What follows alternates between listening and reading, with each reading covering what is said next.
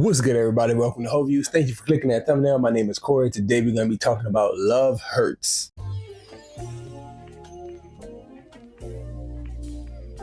So if you happen to look in the description, you might see that according to my numbers on my scales, that this movie should be labeled as all right, but expectations matter. And this was one of my more highly anticipated movies coming into 2025. I thought it would be a really fun film. I thought I would have a good time with it. And not only did I not have a good time with it, it's really not a good movie at all. So I gotta call it trash. Full spoilers, by the way, because I don't think many people care about being spoiled on this one. It's such a simple movie, and it's crazy that it's such a simple idea and they still managed to get it wrong in a bunch of different ways. So I'm gonna go through my categories and I'm gonna talk about the movie in deep detail, try to get it done really, really quick. And I'm doing that because I don't want the disappointment to linger too long. You know, it's one film at the beginning of the year. It wasn't something that I knew was gonna be super duper serious, but at the same time, it feels like a huge letdown. So let's go through it. We start with the visuals category. That's what you see on the screen. I think the performances were relatively fine. I think the characters in a lot of cases were really thinly written. And while the action was the selling point for this one, it was very, very well done. And you see very crisp fight choreography. It was a little bit too much over the top. I didn't expect that to be overdone like it was overdone, but it was throughout just really, really over the top. And that was one point where I thought it would be better in that category, and it really wasn't. The thing that hurts this movie the most, and the two categories that I'll linger on the most, is the story and the pace. The story is stupid, y'all. If they came out and said, hey, we're going to make this about revenge, well then fine.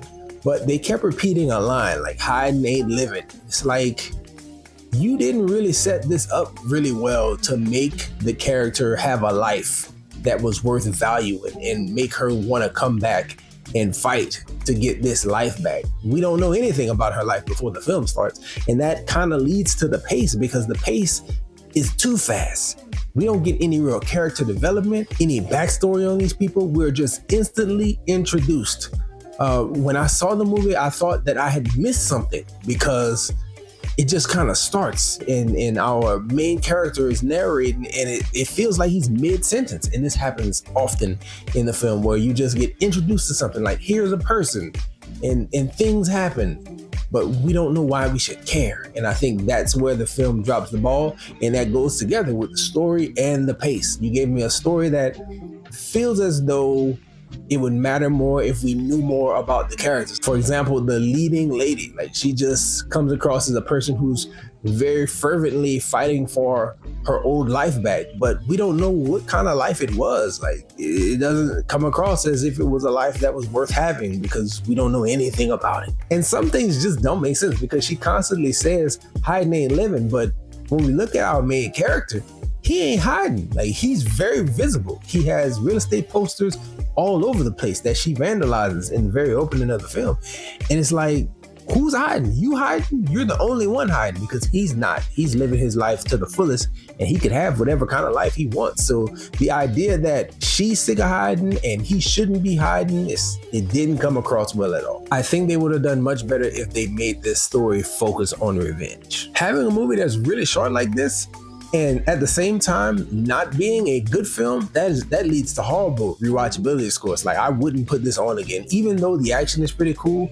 You have the language in it and you have the violence in it, and those two things together makes it a bad candidate for me to put it on in the background in my home, as well as it's something that I can't recommend and would be willing to sit down and rewatch with another group of people, because it hurt me to watch. I didn't really want to finish it after I got about 30-40 minutes in. And the last point that I'll bring up about the movie and kind of talk about specifics, because it's still in that same category of story and writing, we get introduced to characters, and these characters, we get a little touch. And so one of our main guy's assistants, she's depressed, but then she meets one of the assassins, and the assassin is this death poet, and he's writing poetry, and they fall in love, and the entire storyline is ridiculous.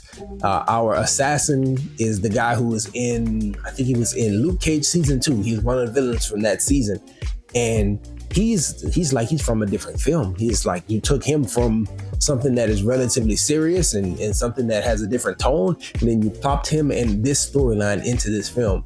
I know that they were going for the Valentine's Day motif and they really hammered it home, but they missed the mark with that little love thread that they tried to put in. Some of the other stuff they did with like Marshawn Lynch, it was kind of funny, but then at the same time, I think they thought Marshawn Lynch is comedic relief, but they didn't really give him a structure to be comedic relief. Because I love Marshawn Lynch in Bottoms, but in this, I didn't like him much at all because it felt like he was just freestyling and it didn't hit at all. I think that's all I'll say about the film. You know, I could continue to beat up on it if I really like wrote down notes and really thought about really hammering it home, but I don't think that's necessary. It's pretty clear.